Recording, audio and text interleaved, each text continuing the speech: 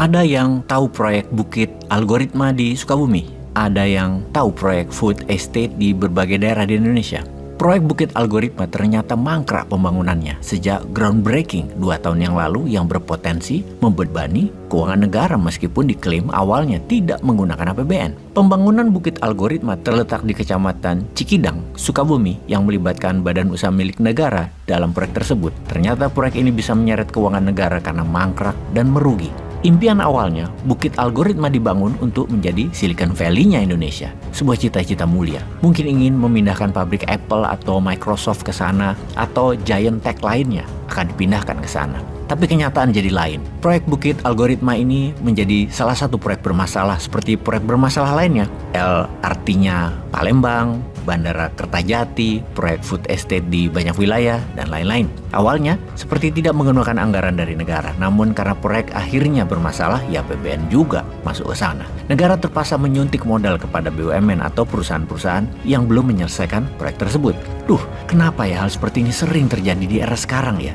Nggak tahu kok bisa begini. Ada puluhan proyek mangkrak yang bisa mengganggu APBN. Kita lanjut. Kita semua tahu kecuali Menteri Keuangan yang tidak tahu. Apa buktinya Menteri Keuangan nggak tahu? Buktinya oleh Menkyu, hutang BUMN tidak dicatat di APBN. Yang semua orang tahu adalah ketika BUMN mengerjakan mega proyek bernilai triliunan rupiah, selalu mereka menerbitkan surat hutang dengan jaminan pemerintah. Maaf ya, sekedar mengingatkan, kata jaminan pemerintah ada tanda petiknya buat menjadi perhatian. Keuangan BUMN kosong jika tidak menerbitkan surat hutang. Namun proyek harus jalan segera. Dengan surat hutang menggunakan jaminan pemerintah sesungguhnya jadi lebih berbahaya. Berdarahnya 2 kali ketika gagal proyeknya karena APBN jadi jebol. BUMN-nya jebol, APBN jebol. Dicarilah investor asing yang mau membeli surat hutang tersebut. Maka investor asing itu juga minta jaminan dari pemerintah. Ya kalau begitu kasih swasta lokal aja, Bu. Kalau sama-sama pakai jaminan pemerintah mah. Kembali ke proyek Bukit Algoritma yang sampai saat ini mangkrak. Investasi awal sudah dikucurkan, agaknya perlu disuntik APBN. Sebuah perilaku klasik di zaman ini. Nggak bisa jalankan bisnis, lalu minta APBN. Hebat dah.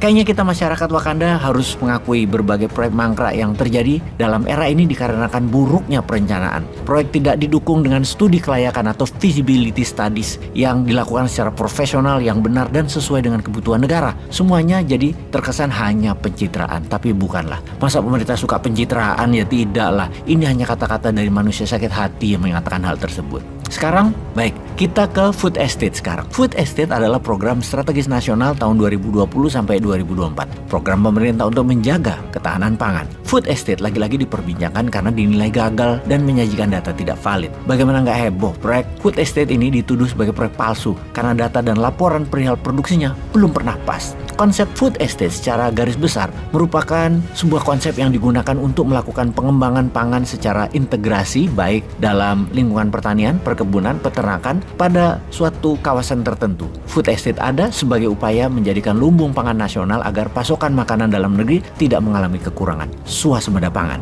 Berdasarkan informasi KPPIP, food estate juga dibangun di Kalimantan Barat 120.000 hektar, Kalimantan Tengah 180.000 hektar, Kalimantan Timur 10.000 hektar, Maluku 190.000 hektar, dan Papua ada 1,2 juta hektar. Juga ada di Nusa Tenggara Timur. Program yang membutuhkan biaya cukup besar, ternyata ada catatan merah program food estate tersebut sekarang. Pertama, di Kalimantan Tengah, komoditasnya padi dan singkong. Luas potensial di lokasi XPLG tersebut sebesar 43 ribuan hektar. 2 tahun berjalan di Kalimantan Tengah, food estate hasilnya gagal. Perkebunan singkong seluas 600 hektar mangkrak dan 17.000 hektar sawah baru tak kunjung panen. Kemudian di Sumatera Utara, komoditasnya bawang merah dan bawang putih juga kentang.